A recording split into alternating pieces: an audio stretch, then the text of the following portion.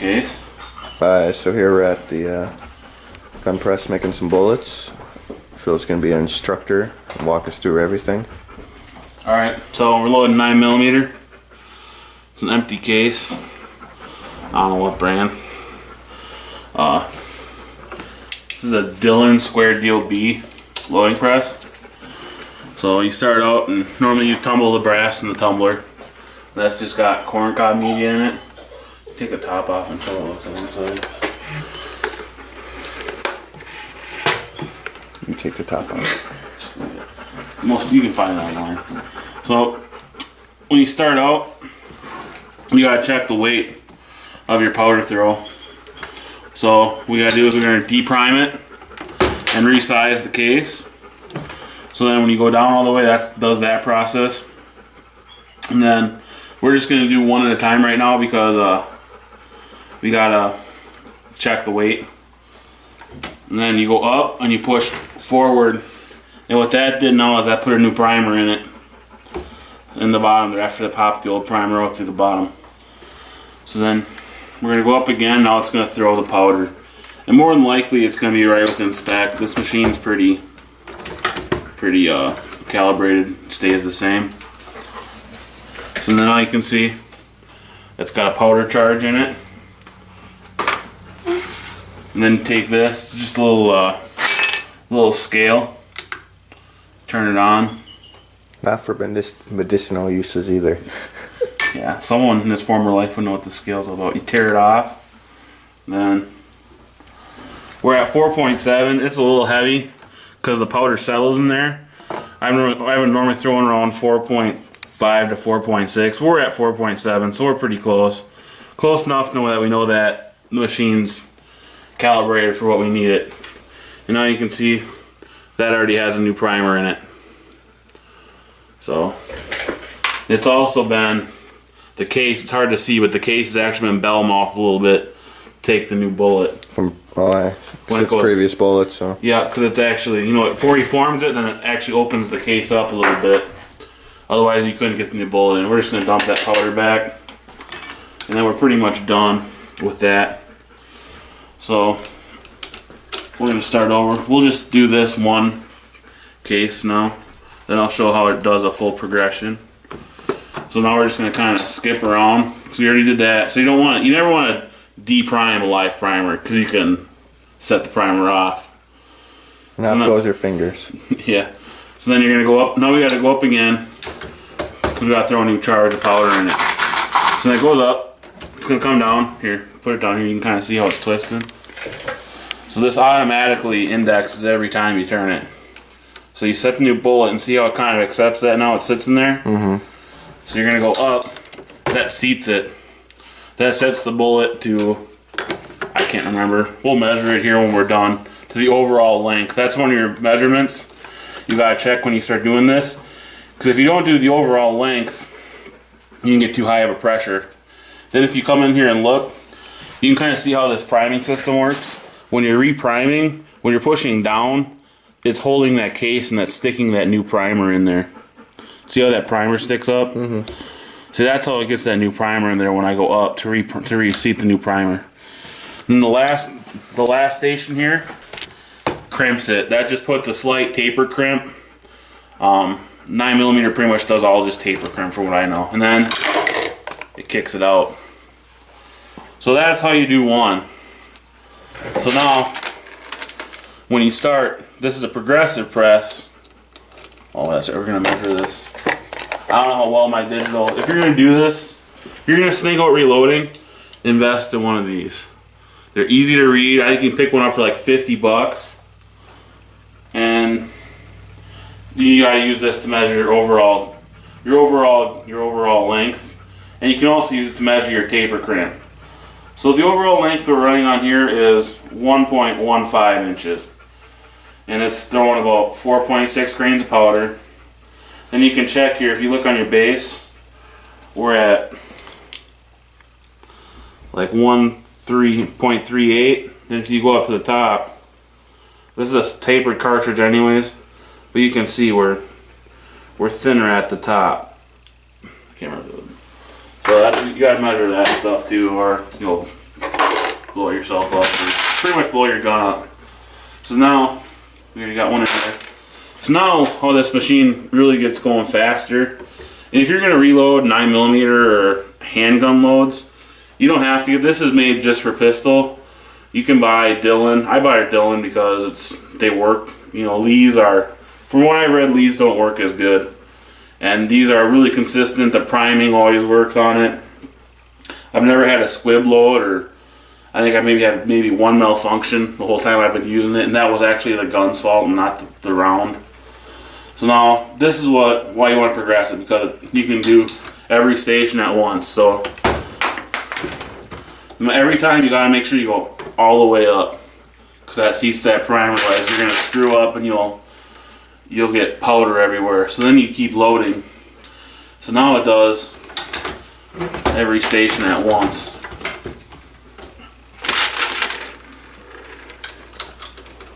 So then you load it. These are 124 berries. These are plated. These aren't full metal jackets, which is why we're using the lower powder charge. When I was loading full metal jackets, I was loading a little bit higher pressure, and I do think they shoot a little bit better. But from the load data I've found, I'm actually loading these a little hotter than what most people do. So now you can see, if you look in here, we got everything at every station now. Maverick, get out of there! Don't drink that shit, you moron. Oh, you can't swear now. I gotta edit this. I know you gotta edit. That's your problem, not mine. So now you can look. We got one here that's ready to go up. If you go on the other side, you can see it all. Other side. I mean over here. You can see we got the case that's gonna be deprimed. We got one here that's gonna get the bell mouth, and it all does it all at once now. So once you got 4 cartridges in there, every time you pull it, you get a new bullet, and you can get fairly quick. One thing with 9mm, if you're buying brass from some places, and they are getting military brass, you can run into a crimped primer. So what will happen is, as you go up, your primer won't come out because it's crimped in there as per mil specs. Don't try to prime that. Don't try to deprime it. Just take it out, throw it away, and forget about it. And then sometimes you'll even find you'll go up and you'll push the primer out. You can't push the new one in. And if you can't push the primer in, just same thing. Pull it out, throw it away. It's not worth it. You know, you might lose a primer or something, but you know, it's not worth blowing you and your gun up. So then you can see you can get going fairly quickly here. And then, you know, the more you do it, the faster you get. And one little thing I do recommend is, if you can see I have a light mounted up here, and that's so kind of like after I reach my new case, I can kind of look in there and I can see the powder charge. And with this, I'm using a HP 38 powder. Winchester 231, I believe, is the same powder as this, and I like it because it's almost impossible to double charge it. If you do manage to double charge it, powder will be flowing out of the casing, so you won't double load and blow your gun up. But you still can squib load, but you know, you're kind of an idiot if you can't keep your eye on that. This shows your primers. You load the primers in through here. So as I get low on primers, it'll buzz. When that buzzes, you probably got a primer or 2 left, but normally once I hear a buzz, a continuous buzz, you just load your primers up. Then we'll finish these off and I'll show how you use the primer system in here.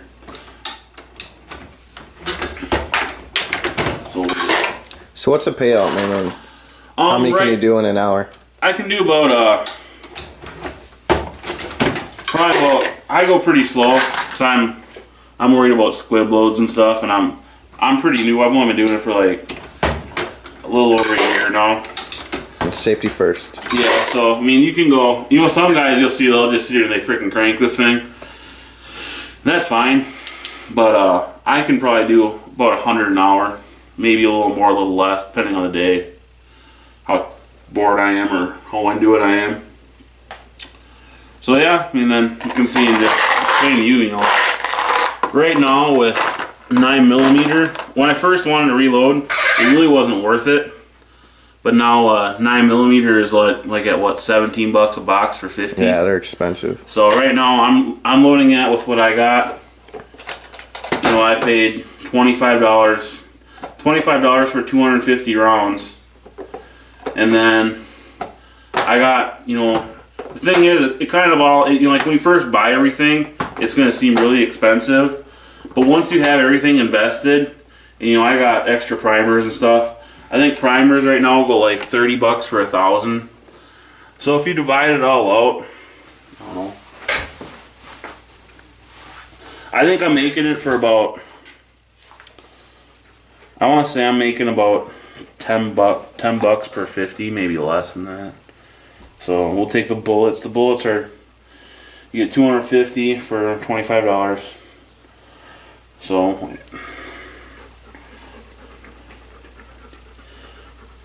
So it's 10 cents, you figure 10 cents a bullet. For the, I don't know if you got a marking on them. Pretty sure I paid like $35 for the primers. So you get 1,000, 35.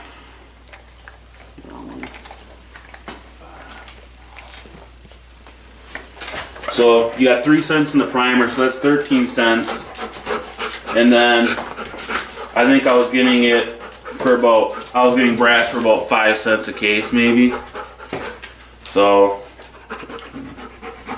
I'm right up around 20 cents a round. So it's pretty cost effective So from going to your local Walmart or any gun store and buying bullets. You know, so for 50, I'm making them for about 10 bucks per 50 to shoot. So you go anywhere else, you're going to be looking at $17 to $18 for 50 rounds. Right. So, you know, it does add up.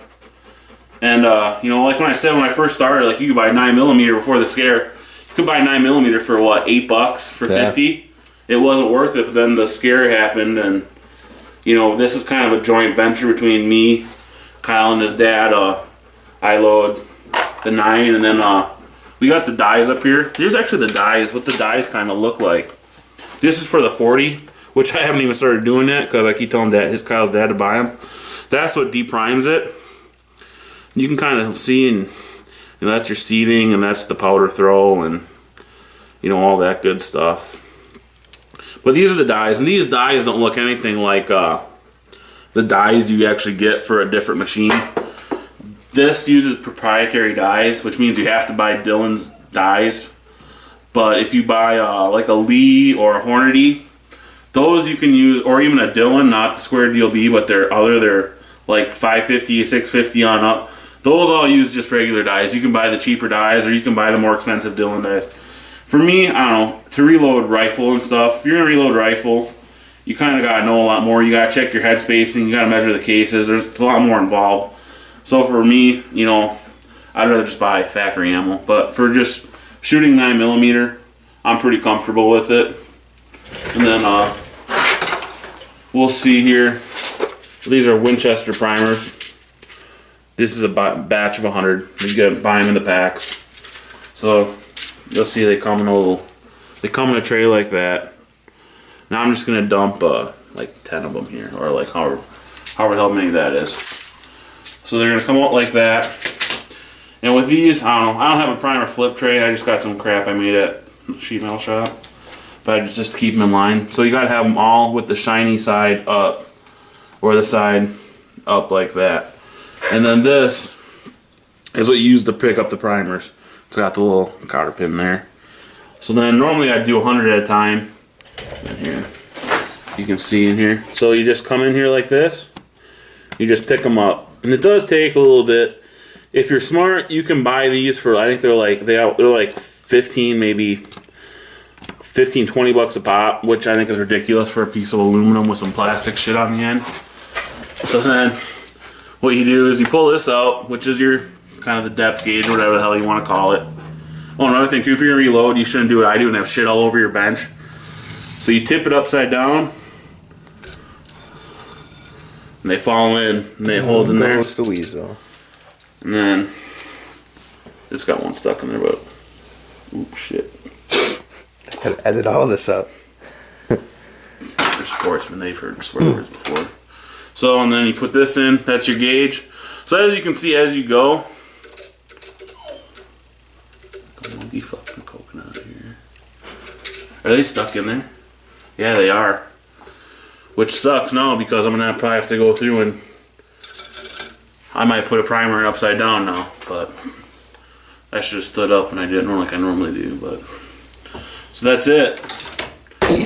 Hey! And there's the tumbler. Yeah, we'll show the tumbler. This is the tumbler. This is already clean brass. Normally you put dirty brass. Well, what do we got? This is 40. Yeah, this is some 40 brass. We'll dump a little bit of 40 in there. Normally I throw like a lot more than this. You actually see how dirty it is up on the rings. If you get a close up, look how that's all from the old casings. So all this does is this.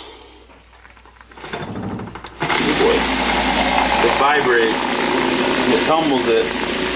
And this just kind of scrubs it clean. That's all it does. You can kind of see them bubbling up there. Normally there's a lot more brass I put in there. How long have you run this for? I run it for about 3 hours sometimes. I'll just run it as long. I'll start it and I'll go watch a movie or make dinner or something. What's the max? How many bullets brass can you put in there? You know, I think they recommend like I don't know, shit. Like Maverick, get out of there. Stupid dogs, I tell ya. Licking up stuff on the floor. I'm gonna puke and I gotta clean it up. That's what happens when you get males. But I think you can probably put, I think I put around maybe like 200 in there at a time. You can put up like 200. And then another thing like I'll do sometimes, if these cases are sticking, when you go up in here to bell mouth the case, sometimes you'll find they'll stick. Sometimes what you'll do, I found another guy online, he said he'll actually dump them back in here because it gets like a little bit of dust and it acts like a dry lube. So if your cases are sticking, sometimes throw them back in here, run them for like another half hour, and then come back, and that'll help you. That'll help you load them up. These are ready to go to the range now. Yeah, let's go shoot. Go shoot. So, I mean, you recommend this. How much was the press again? I don't know, what did we pay? $250. $250. I think we paid around $250 for the press. $250 for the press. You know, I forgot to add in the other powder. I think it's like $20 for the powder. You know, so you add a couple cents. So you're probably up. You know, we're probably close to like 11 cents, but whatever. It still beats trying to find bullets and then paying the price. You know, 9mm. You can find 9mm, but the price hasn't dropped. And 40, everything else. You know, you can find more stuff out there now, but it is what it is. And think about the gas money and yeah. I mean, all this stuff you can buy online. One thing I would say, if you're an impatient person, or you don't want to pay attention to details and measure, you really shouldn't reload. That's how people make mistakes. You do have to, you know. I think this scale, I think I paid $15 for it. If you can't, you know, I think I can read a regular caliper, but this is so much easier.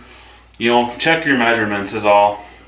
That was the biggest thing. You know, buy yourself a manual, and go online. Online, there's tons of manuals and online stuff for load data. You know. Like they say, don't drink and drive, don't drink and reload. Yeah. That too. Don't be having no Jack Daniels on the table. Yep. And then one thing too, you know, check your powder to throw when you're doing that. That's about it. Alright, thanks, Phil. Yep.